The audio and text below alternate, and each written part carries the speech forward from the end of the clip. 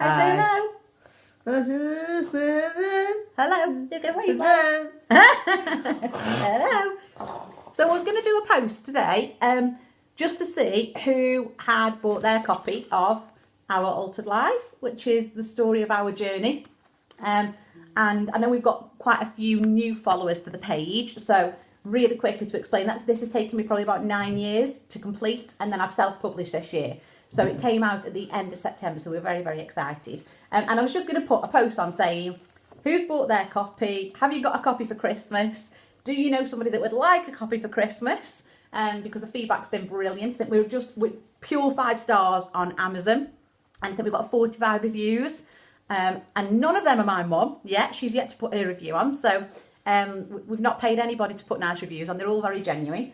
So hopefully, you'll grab a copy for yourself or a loved one at Christmas. So what I thought I could do is read chapter 1, if that's okay with you two. That's fine. Is that okay, Harry? Okay. Okay.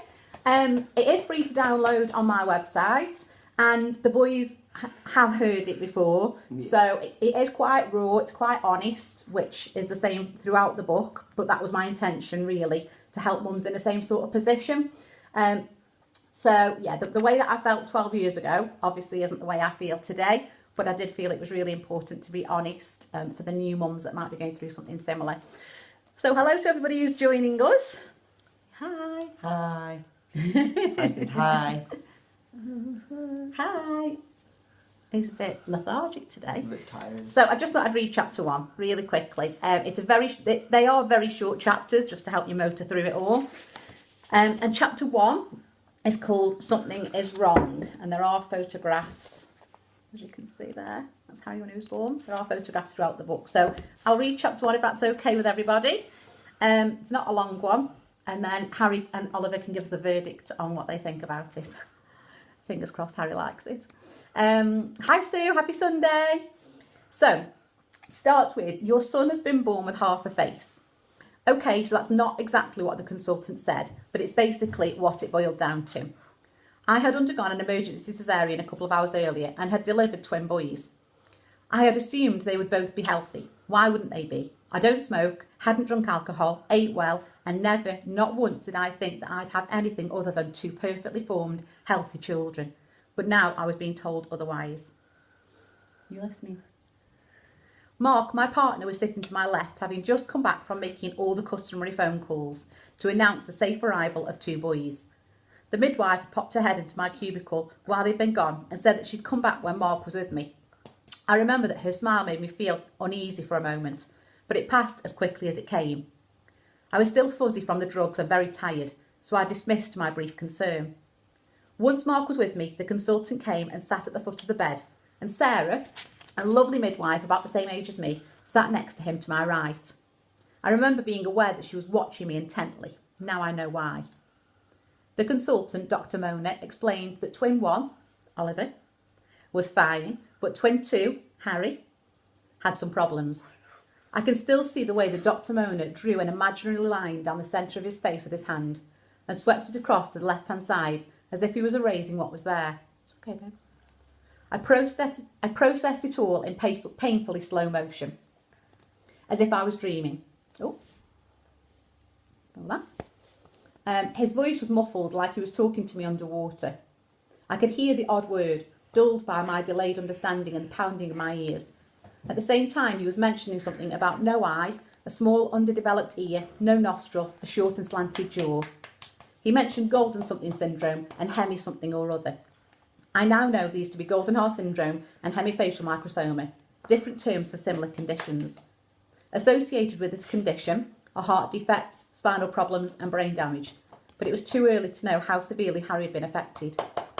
He'd also been born with only 1 artery in his umbilical cord instead of 2, and the implications of this were again unknown at that time. Dream, bad dream, thick, thick fog. What?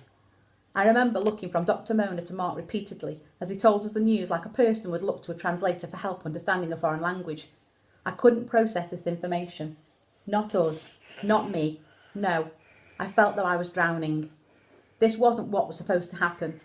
Parents were told the weight of their babies, that it was time to cuddle and hold them, to gaze into their little eyes and pour themselves into their perfect creation, feeling an elation beyond anything they had ever known. It must be a mistake. I sat perfectly still, frozen in that moment that I would relive for years to come. All I could whisper as fat, slow tears rolled down my face was, I'm sorry, I'm sorry. No hysterical outbursts or sobbing convulsions, just a paralysis of disbelief and guilt. Despite being shocked and stunned, I found the guilt overwhelming. Mark squeezed my hand and told me I had nothing to be sorry for. Dr. Mona had also assured me that it wasn't due to anything that I had or hadn't done throughout the pregnancy, but I couldn't think anything else. When did it all go wrong? Think, Charlene, think. What did you do? What have you done to your child? Hot on the tail of guilt came a much darker emotion, fear. Dr. Mona sat in front of me, describing a baby who only had half a face and for all we knew, no quality of life ahead of him. And yet I was expected to love him. But what if I couldn't? What if I couldn't look at him, let alone hold him or bond with him? What if I was repulsed by this strange-looking baby I'd not expected or prepared for? Surely everyone would know just by looking at me. I wasn't the boy, the mother this boy needed. When Sarah asked if I wanted to see him, I was absolutely terrified. Seeing him was the last thing that I wanted to do at that moment, but I said yes. What else could I say? What sort of cold, hard, unfeeling, wicked, feel free to add your own adjectives, person would I have been to admit my fears to anyone? It's only now when I reflect on those moments that I realise they were perfectly normal. By now, I'd called the one person who I felt had the magical power to make this all right for me, to hold me through my nightmare and shush it all away. I don't remember what I said to my mum on my phone in the hospital bed. I know that I whispered, partly because only a thin curtain separated us from a ward full of mothers I no longer had anything in common with. Partly because I knew that the alternative to whispering would drain me of any bit of energy I now had left. I think I said, something is wrong, and I cried. Mum left work immediately to come to us. Many years later, when I faced all these feelings in the safe space of a therapeutic setting, I pictured a vase, beautiful, big and colourful, but it had been smashed into hundreds of pieces. Every fragment had been retrieved and painstakingly reassembled so that to all the world it still looked like the proud vase it once was. It still did the same job, but it was a fragile version of its former self, changed forever. That moment, that day, was when my vase tipped off the edge of its table, hit the floor and shattered. I don't know how long it was before the wheelchair came to take me to the special care baby unit. The excitement that had filled me fewer than 24 hours ago felt like someone else's now, and all I had left was fear, dread and a sickness in the pit of my stomach. I forced a smile and got into the wheelchair. It was time to meet my boys. And then you've got a picture of Harry there. So as I say, really raw, really honest. Are you okay listening to that? Yeah, I'm fine. You okay? It's sad. Yeah, it was sad. It was a sad time. But I just think I was just so shocked because I didn't know that Harry was going to be born the way he was. And you two arrived early because somebody was really impatient. Yeah, Harry. Somebody's bottom Yeah. wanted to come into the world. Yeah. So you were already sort of 2 months early. So yeah, hopefully it will help mums in a similar position to me. I know Oliver's teacher's read it and she said she thought it was really good for teachers to read because it kind of gives you a sibling's insight as well. So I hope everybody enjoyed that. I hope everybody's got a copy. If you haven't yet, please get one. Harry, was Mummy's book good or bad? Good. Yay! Good. Was it good? Good. Yes, good. I think it was very good. Yes, you think it's very good. You like it, don't you? Yes. Okay. Sue says, this is the book I needed 24 years ago when my son was born with a cleft lip and palate. Couldn't feed him. Felt like a failure. Yeah.